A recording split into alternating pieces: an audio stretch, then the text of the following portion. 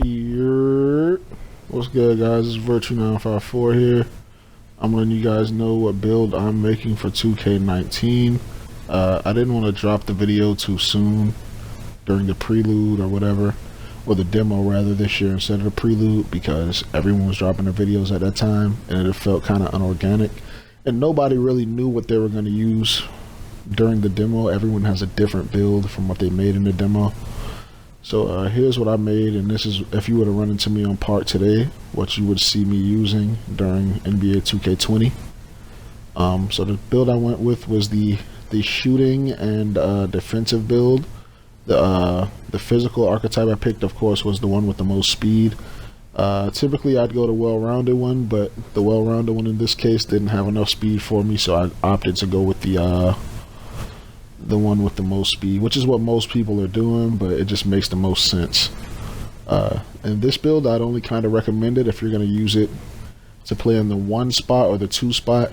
It's not the best going up against centers, but it's still something that's very doable since the rebounding is super high at 86 and you don't have to wait to grind that. If you want to go ahead and just put it up right away so you can get boards over smaller defenders and smaller players, you can go ahead and do that. If you want to put a 3-pointer up, you can do that. I feel like this is a very well-rounded build.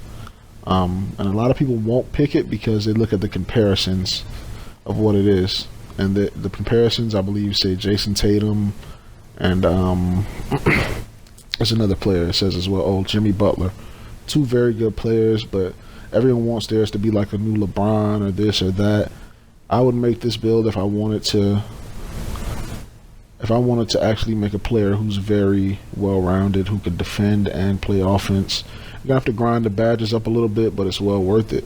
I spent a lot of time picking which takeover I would pick in this one, but at the time I didn't know you could just pick whatever takeover you want later on in the game.